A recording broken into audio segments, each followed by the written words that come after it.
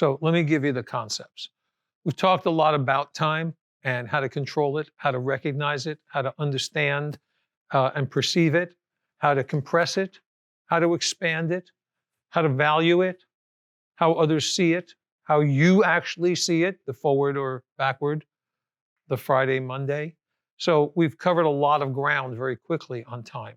But time travel, in my opinion, is the greatest tool I've ever used. I sort of discovered it for myself as a young guy, and I've taught it to tons of corporations and groups and people, and it's really a game changer. And we did it 2 years ago, and actually in 3 different sessions. So I'm going to compress it all into one this time.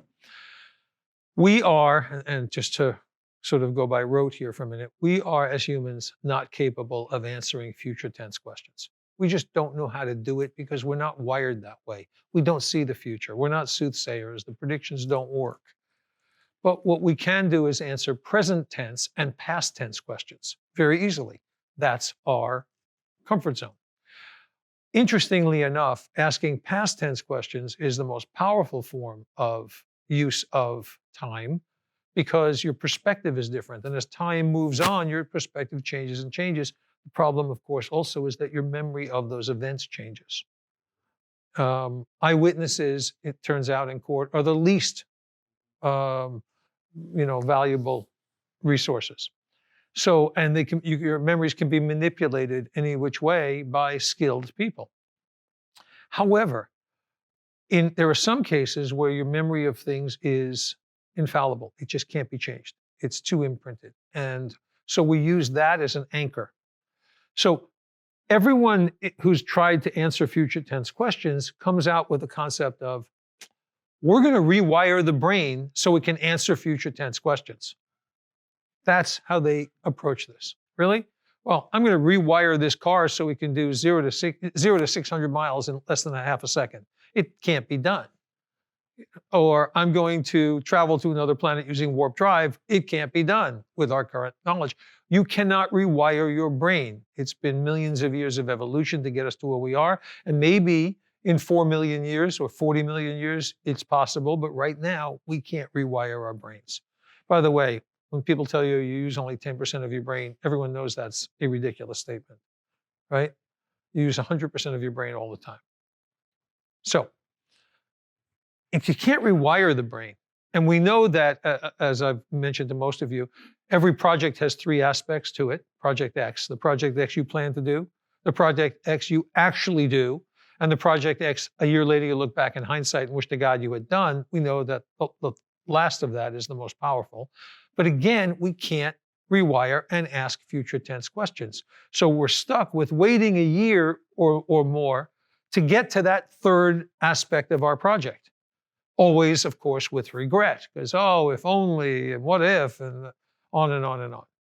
So if I can't rewire the brain, I want to understand more about memories, how the brain works, how it perceives time. And what I realized was we can remember something from 2 weeks ago or 10 years ago, and in our minds, it happened as if it were yesterday or today.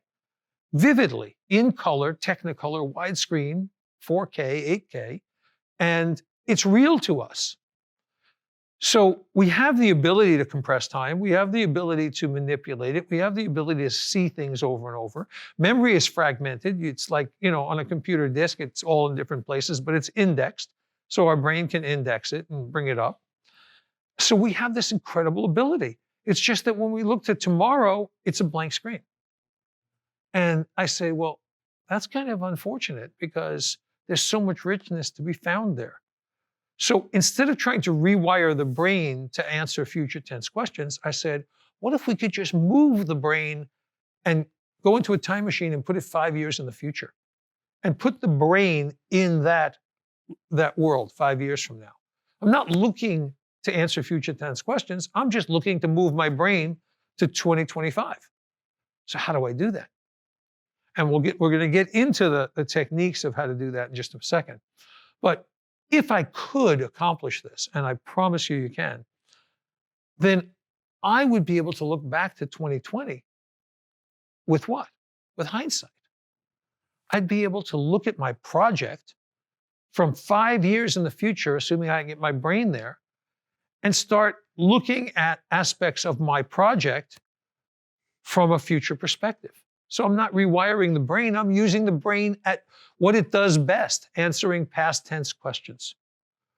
In fact, you can answer past tense questions better than you can answer present tense, because the past tense gives you history, experience, perspective, knowledge, looking back to something at a time when you didn't have as much, and gives you a whole new view of it. Does that make sense to everybody? So past tense reviews are our strength. So I'm going to move the brain 5 years in the future and be able to keep it there and be able to do what's called pinning. I can move back and forth. I can go there, pin myself, leave it, and come back and go back and forth.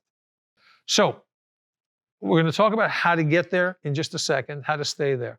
But imagine for a moment that you have a project you're working on. You've designed it, like Tony's project that we're going to talk about this afternoon. You designed it, and then let's say you actually launch it. But you know now that 5 years from now, and I'm picking 5 as an arbitrary number. It could be 3. You could do whatever you want, or a year. I'm just taking 5 for a moment. You know that it's going to change.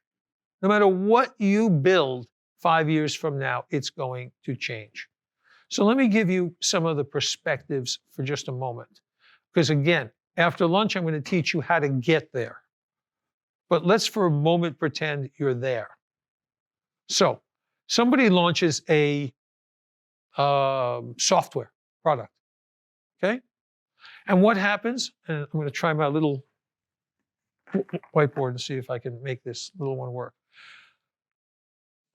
I did a consulting job for a very large Silicon Valley software company, and they were launching a project. And I used this technique with them. We went 5 years in the future.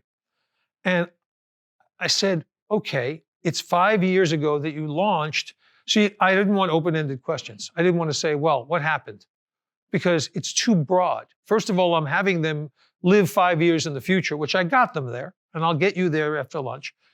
But then they can't just say, well, what happened? Well, there's so many answers to that. So you have to narrow your questions. When you're asking in the past tense from the future, it will not work unless you narrow the scope, narrow the field, the niche, the perspective. So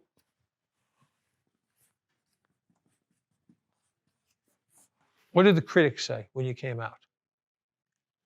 Now, so imagine that you have a software product.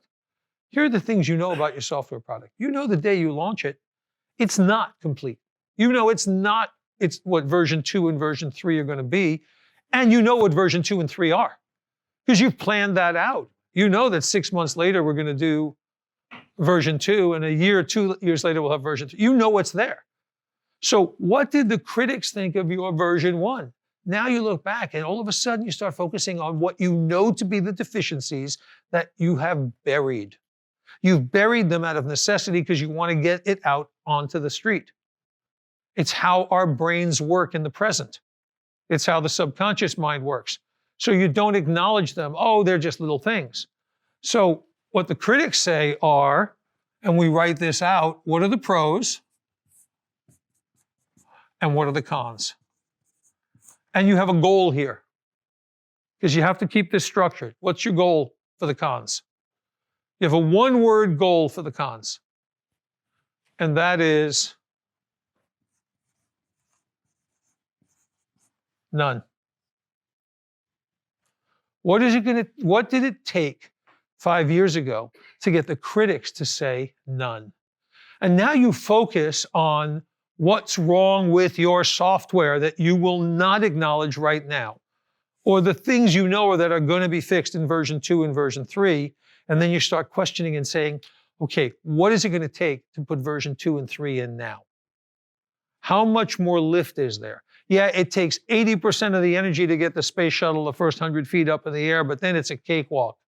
I'm making this big assumption. Link is now typing actual percentages and fuel consumption and all that. So, yeah. So the point is, I know you want to launch on March 1st, but if you launch June 1st, what are the benefits of doing that? Because now you have critical acclaim of no cons. And what is that worth to you financially and PR-wise and market share and dominance in a crowded market, you start asking yourself all these questions.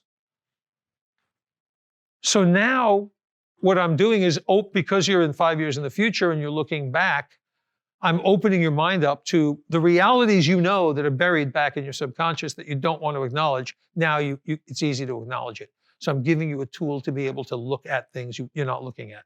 Does that make sense? Because we're bouncing around in time here. Anybody not get that? So the question you ask in the case of the critics are, what did they like? Of course, these are your strengths. And what didn't they like? And you want to get it to none. You look at your list and how do we eliminate those things based on what you know your version 2 and version 3 are. And because you know version 2 and version 3, have you been able to look into the future? You've made future plans for development based on what you know now in a certain niche. So you've actually accomplished a little bit of the future. You're not a soothsayer yet, but you already know what's coming. Well, if you know what's coming, what you've basically done is put off for tomorrow what you can do today. Because I submit to you that versions 2 and 3 are your way of procrastinating. Because truth be told, what is it going to take to do it? Yes, you might delay it. But again, I go back to, if I launch in March and I have 4 cons from the critics, and I launch in June and I have none, and I put myself that far ahead of the competition, that March to June window, March, April, May, 3 months, 1 quarter, what am I giving up in revenue? And what am I hurting? What am I losing the hurt that I'll feel from the critical reviews that I gained by coming out in June and sweeping the entire field? Nobody, and I mean nobody, in 30 plus years of doing this, nobody thinks like that in the world of product development and large corporations. Nobody. Link, you can confirm that? Nobody. Nobody thinks like that. If I put 6,000 more words on that whiteboard, I have half the equivalent of one of Link's slides. So now you're opening up possibilities. And I've only done the first one with the critics. Again, after lunch, I'll teach you how to get there. But right now, we're just taking that leap of faith. So you start doing that analysis. And when you look at the pros, you can't just assume them. You have to dig into them. What are the pros the critics are seeing? Are they recognizing what you recognize? Did they see all the aspects that you know to be a pro in there and a benefit? Or did you not do your job well enough so they didn't recognize it? Or do you think that there's a benefit that is bigger than it really is from their point of view? And you start questioning each one of them and you assign a value to each one of them. And how you're going to promote them, how you're going to demonstrate them, do videos, show them, spotlight them based on your knowledge of what others are doing. It helps you evaluate what you are right here taking for granted. You're just assuming. So it's not just dealing with the cons, it's dealing with the pros. Everybody got that? So what else can we do? You're 5 years in the future, you're looking back on all of this. And how about competitors, advertising, suppliers, vendors? What am I missing? Customers. And we could go on and on and on. My marketing, my messaging, what missed, what didn't. Because now you're looking at it with hindsight. And we'll get into the division. The analysis we did on critics, pros and cons, and how deep you get into it, that's going to take some time because you have that one advantage of being 5 years in the future where nobody else is living. If you ever want a definition of blue ocean, you're there. There's not another creature in that ocean but you. And you're sitting there looking back. And you have all the time in the world to analyze it and all the electron microscopes to get into it and all the ability to ask those questions. So in each one of these, what did your competitors do? What did they see in your product that you didn't see? How did they exploit it? How did they advertise against you on their product? How did what you come out with change what they came out with in the next version? And the version after that, and the version after that? What did they see as a way to grab market share back to you? And you put yourself in their position. If I were my competitor, this is what I would do. You don't have that perspective when you're launching your product or designing it. You do from the future. And you can ask those questions in the past tense and answer them. I'm going really fast through this because we're going to dissect it more after lunch, and we're going to talk about how to get there. But these are some of the questions. So how did I advertise? Did it hit the mark? How did my advertising evolve? What world events happened that affected my product or didn't? How did my customers advertise against us? What were their competitive ads? Remember the battle between Virgin and British Airways? How they battled each other for supremacy and how far they went?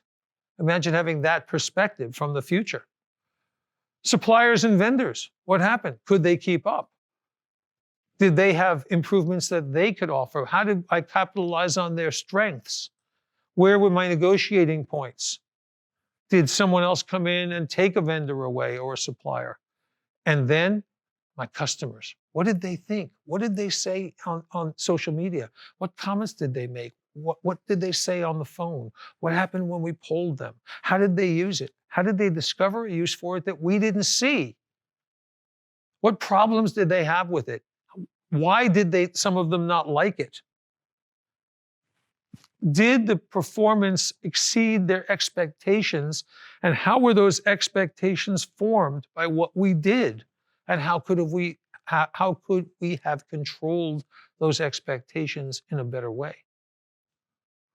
All past tense questions that you've never been able to ask yourself about a project. You now can see it in a whole different way. But you have to stick to the niches. I will promise you that if you go wide and say, what happened? You can't answer it. So, because you don't have all of the history, you build the history. And okay, if you say, what happened when you launch a product? Well, we came out with this. There's no answers. But if you say, what did the critics think? Now you're thinking like a critic, looking at your product as a critic would in the past tense. So here's what the critics said about my product. Oh yeah, they discovered these 3 holes that we knew we had, but we were trying to figure they wouldn't come out. Really? But then who discovered the 4th hole? What do you mean? Well, there's another problem too. There is? Let me think. I got it. Yes, you're right. This could be critical. A critic could see this. And you start looking at your product in a whole different light. Because looking at it from the present, and you're involved in it, you're ignoring certain things. Your mind is letting things hide. Your subconscious is fighting you. And you come out with something believing it's going to be good and hoping. Well, hope doesn't ring the cash register. If you stick to that, you can answer the questions because you're like the guy in the McDonald's watching from the other side. You're looking at it through certain eyes. And you're focusing your attention on how a critic thinks because you've had enough experience in your life to understand how critics think. So you can look at your product through their eyes from 5 years forward, looking back. Incredibly powerful. Absolutely incredibly powerful. The point is that once you understand that you can control time, that you can fight your subconscious, that you can put yourself into different positions and own it and be the master of it, you can take it to this level. Again, after lunch, I assure you, I'm going to tell you how to do this because it's not just a magical thing. Oh, pretend you're 5 years in the future. You have to get there. And we'll get you there. That I promise. But the point is that once you're there, you have unbelievable powers and abilities. This is your superpower. And when you practice it over and over and over again, and you can do it on all kinds of things, whether it's a meeting that you're doing or a new thing you're going to launch to your employees or to your customers or a new technique. I want to do a webcam that does this, that, and the other. And you look back on it from 5 years and you go, boy, I really missed the boat on this because here's what I could have done. And I could have had my guy explain something here because customers were saying, this is great, I can watch, but I don't understand. I want to understand. Oh, well, so we now put in these programs to say, this is why we're installing it this way and hitting this. And, and they feel like they're a part of it. Being a part of it, and this is a whole other topic, but I'm going to digress. I don't remember if it was the 30s or the 40s, Betty Crocker came out with their famous yellow cake mix. And all you had to do was add water and bake the cake. And they couldn't give it away. They couldn't give it away. Nobody wanted it. Women were embarrassed. They weren't going to do that. So they took the dehydrated egg out and they asked women to then buy eggs and put an egg in. And it absolutely sold off the shelves because the idea of contributing to the baking process made it home baked, made it their own. And they participated in it. It's why IKEA is so popular and so successful, because you take pride in something you built.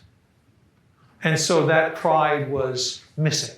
Here's your chance to look at where the pride is, what needs to be added, what your customer experience is. Because when you get to the customer, then you're going to break it down into other niches, other narrow perspectives, because you're going to look at how many different customer types are there by personality, by socioeconomic level, by intelligence, education level, by use level, all these, and you're going to say, how did each one respond to it? Who is my customer profile now? And does it change? Does it morph? Because I'm coming out with something that's so radically different now, am I attracting a new form of customer that I didn't have before? Does that impact market share? You start asking these questions as you're looking back, and it changes everything, because it gives you an understanding and a perspective that nobody else on earth can have.